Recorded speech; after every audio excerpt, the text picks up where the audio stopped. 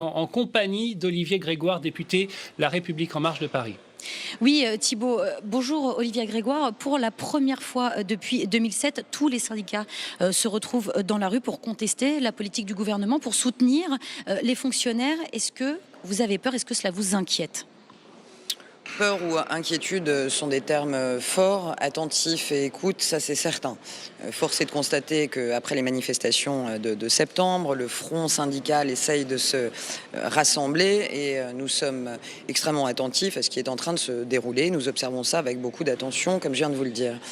En réalité, au-delà du sujet de la CSG qui peut crisper et dont je tiens à dire, comme le porte-parole et comme Gérald Darmanin, le ministre des Comptes publics ce matin dans certains médias, que cette augmentation de la CSG sera intégralement compensée, et je le redis pour les fonctionnaires aussi, et nous trouverons les moyens, que ce soit par la baisse de leur cotisation salariale ou par la mise en place d'une prime.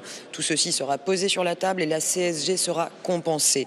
Mais je crois que l'inquiétude qui se passe aujourd'hui dans la rue est un peu plus forte que celle uniquement du sujet de la CSG, et j'espère qu'on va pouvoir en parler quelques instants. Justement, je voulais vous parler des autres mesures qui notamment avaient été annoncées par le président de la République pendant sa campagne présidentielle. Il veut remettre à plat le statut des fonctionnaires, nouveau gel du point d'indice, suppression de 120 000 postes sur la durée du quinquennat, le rétablissement du jour de carence en cas d'arrêt maladie. Est-ce que vous comprenez que ces mesures puissent être considérées comme brutales ?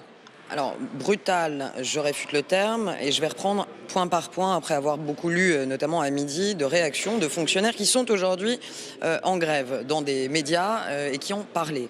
Le gel du point d'indice, il faut arrêter de se mentir, nombre de fonctionnaires le disent, ça n'est pas aujourd'hui ce qui procure le point d'indice, une augmentation forte au quotidien du pouvoir d'achat des fonctionnaires. Les 120 000 suppressions de postes, vous aurez remarqué que nous ne les opérons pas dans ce premier projet de loi de finances. Et d'ailleurs, Éric Woerth et la clique des Républicains y vont à cœur joie, eux qui vendaient 500 000 suppressions de postes.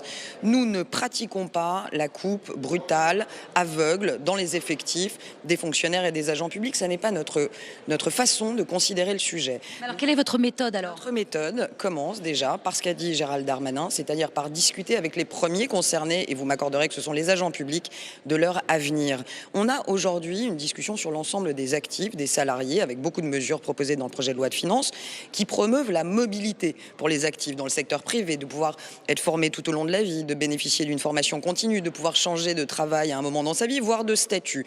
Et nous avons aujourd'hui des agents publics qui sont très souvent engoncés dans des statuts et des parcours de carrière très compliqués.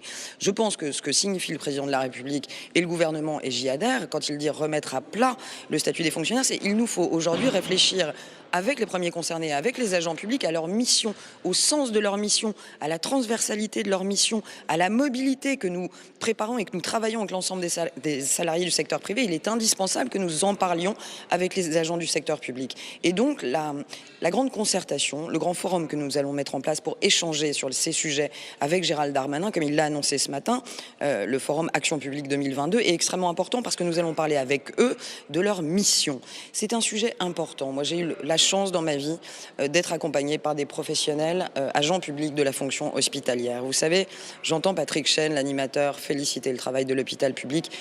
Il faut, et je suis la première en tant que députée à saluer le travail des agents publics, et en termes de force et de courage de travail, il faut valoriser leur mission aujourd'hui. C'est indispensable. Et quand on voit que les études le montrent, on a une toute petite majorité, on a 56% aujourd'hui des fonctionnaires et des agents publics qui ne se sentent pas complètement investis dans le cœur de leur métier et dans le cœur des pratiques des politiques publiques. C'est quoi un agent public si ce n'est celui qui pratique, développe une politique publique? Ils doivent être au cœur dans la co-construction de ces politiques publiques. Ce ne sont pas des exécutants, ils sont au cœur de la machine publique. Il faut les remettre à la place où ils méritent d'être. On vous a entendu, Olivier Grégoire. Merci beaucoup.